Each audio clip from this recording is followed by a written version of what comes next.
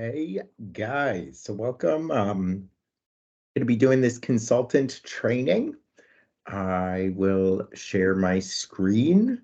I'm going to do this in a couple of different parts. That way, if you ever want to come back, you're able to go to the specific section you need. So this is for those running consultations with our new potential clients.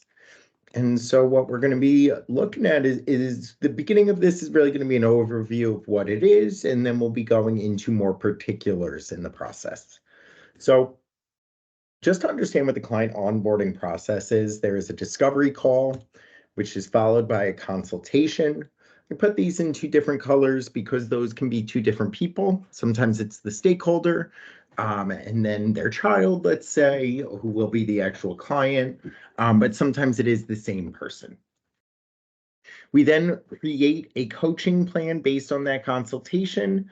We hold a debrief call, the sales team and the stakeholder, to talk through that coaching plan and get started.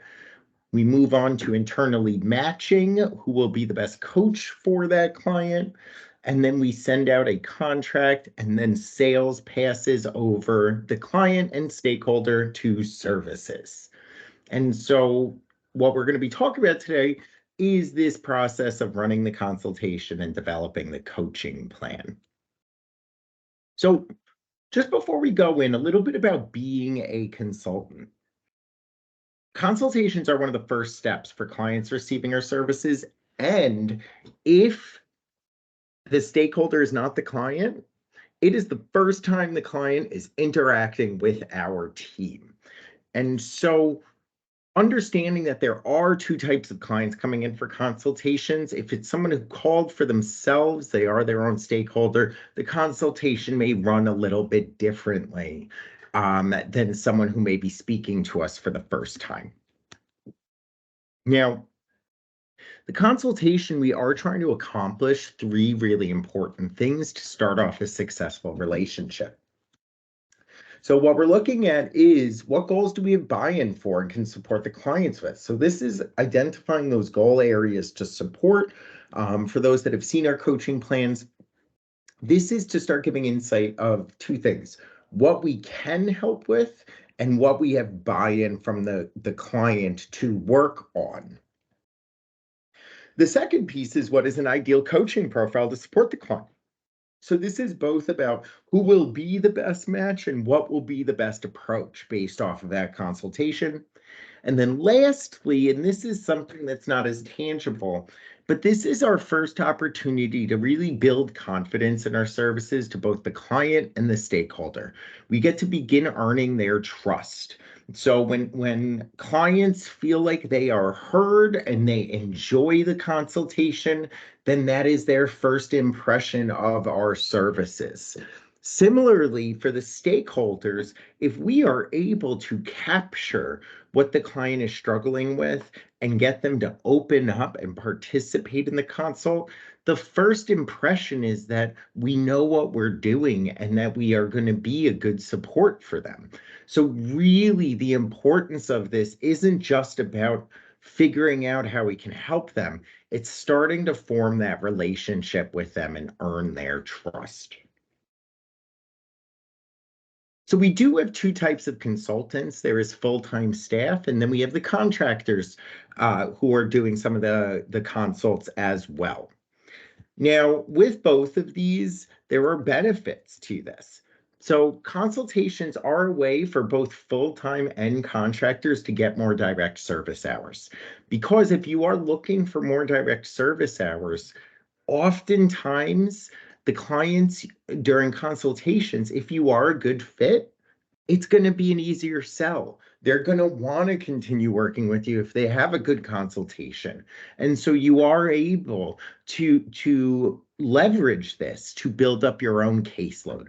Because more often than not, if you are a good fit, they're going to want to work with you because they already know you.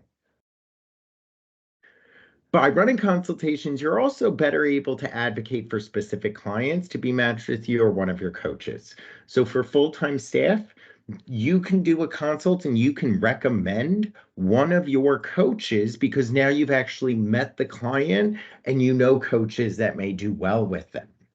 Further, for full-time staff, now this might make your job easier when forming relationships with the stakeholder or if you're trying to do some quality control, because if you do recommend one of your coaches and they do get matched up, you now actually know the client because you had run the consultation for them. And then really just on the other end with contractors, this is a great way that if they do become one of your clients, that you're already establishing the relationship, and you might be able to even encourage the initial communication with the stakeholder because you already know the client before ever meeting, before having a first official session. So in order to balance both meeting the needs of clients, but also being able to spread out that amongst our consultants, we use a round robin feature on Calendly. And the round robin feature on Calendly requires us to put different prioritization on who gets matched up. Now, if only one person is available at a given time, that the client wants to meet, it automatically gets matched up with them. The way the round robin works is if more than one person is available at the same time, how it chooses who to match up with is based off of the prioritization. And so, since this aggregates all of the consultant schedules, one important thing is to make sure your calendar and your Calendly are up to date with your most up-to-date availability. Because if you don't have availability, then they're not going to be able to schedule onto your calendar, or it won't even be an option on the round robin. Now, the way that we're prioritizing these consultants in the order is going to be able to be off of a couple of these general factors for prioritization. Full-time staff is prioritized over contractors. Full-time staff who are looking for more clients are prioritized over those that are at or reaching capacity. And there's actually two levels to that. So as you see here, the top priority is going to be full-time staff who need direct service hours themselves. Then the next level is full-time staff needing clients for their coaches. And then it moves towards full-time that are approaching capacity already. And lastly, down to the contractors. Now, just one thing I do want to share over for any contractors, this might feel like, will I ever get anyone? Well, you can certainly adjust your Calendly to be available for times that might not always be open for full-time staff. So I know weekend times or later times in the days, if you're just looking for a couple of additional opportunities, if no other staff member has that availability, you will still get matched up. It's about the order when multiple times are all shared. We're also going to just talk a little bit about this aspect of good standing, because this prioritization is our general prioritization, but there are factors that we want to make sure that everyone is in good standing in running the consultation. So we're going to review what those additional factors for prioritization are on this next slide. So with good standing, we're emphasizing that this first insight into our work, this first impression of what we do is super, super important. And so just because a full-time staff member is looking for more clients, there still is good standing and standards that we need to maintain. And if anyone isn't meeting those standards, we do need to do some corrective action, corrective behavior changes in running those consults. And while that's going on, you may decrease in the prioritization on that list. So just some of the really important things looking at good standing are scheduling. So meeting at the scheduled times, assisting with rescheduling when it is requested by the client. In terms of timeliness, following through with getting the consult notes and the coaching plan set up and updating Azimuth and teams in an appropriate time frame without constant reminders. Thoroughness, so appropriately completing the consultation notes and the coaching plan, and then also following through with any supporting additional information as requested, And really, like, this one other aspect of thoroughness is putting the individuality into this. So that the goals aren't like copy and paste it, that the coaching breakdown, there's thought put into it of this is a unique client, and putting in that thoroughness of work. So just to continue, for the following, we're going to look at where you might fall off some of this good standing. And so we'll look at some yellow flags, and with yellow flags, feedback will be provided to do better moving forward. If we see consistent yellow flags without an adjustment, we may temporarily remove you from the consultation round robin until things are able to be figured out and addressed. There also are a few, not many, but red flags where you'll be removed from the round robin immediately until we're able to discuss the situation and remedy it, and then figure out if doing consultations is the best moving forward. So just looking at some of these, so with scheduling, the yellow flag is constantly asking for coverage. And I know if we're still able to get someone in there, that's great. And I'm not saying that if you are not able to do a consult that you don't get coverage, but if you are constantly asking for it, it looks like we don't have executive functions because the person that they received the calendar invite from to have the consultation was not able to attend.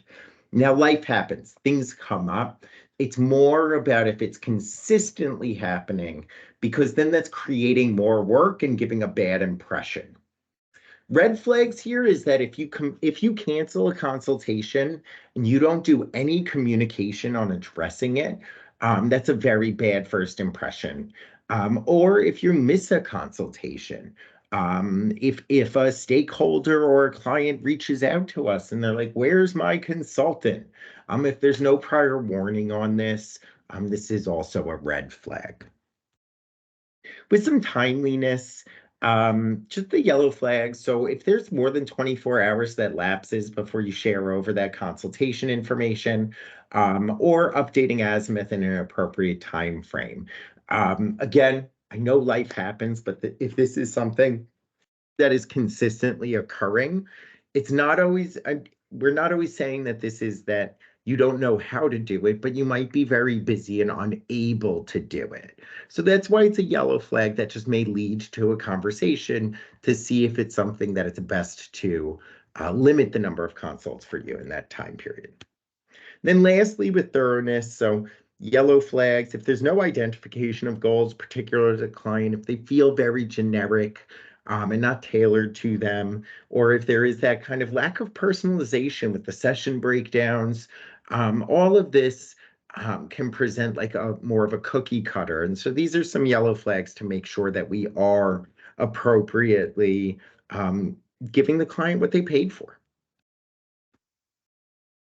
Yeah, this is just over an overview checklist, and I will share this over in a document, but I wanted to just share this. We're going to go through each of these in the next modules, but really this is the overview of the process that when you're on the round robin, you're going to get calendar invitations when a consultation is booked, and you want to accept that calendar invitation to make sure nothing else gets booked during that time. Before the consultation, you should be checking the client profile in Azimuth, reading over the application miscellaneous page, change the consult facilitator to your name, and then prepare the consultation notes, which again, we'll go over each of these steps in the next modules. During the time of the consultation, you want to be attending it on time. Reach out to the client if they don't arrive, see if they're having any difficulties getting on or if something came up. Alert the handler from the sales team if they never arrive or they ask to reschedule. And then if they do arrive, complete the consultation notes during that consult.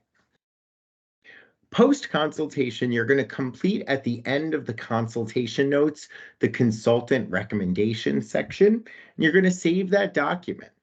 You're then going to upload these consultation notes to ChatGPT and use the prompts that we'll share to create the information for the coaching plan. You will then fill in the coaching plan and save it, and you will upload all you need to Azimuth and update Azimuth, and then upload it to Teams. And again, we'll go through each of these, but that is going to be the general process. And we will now be moving on in the next module onto running consultations, the pre-consultation.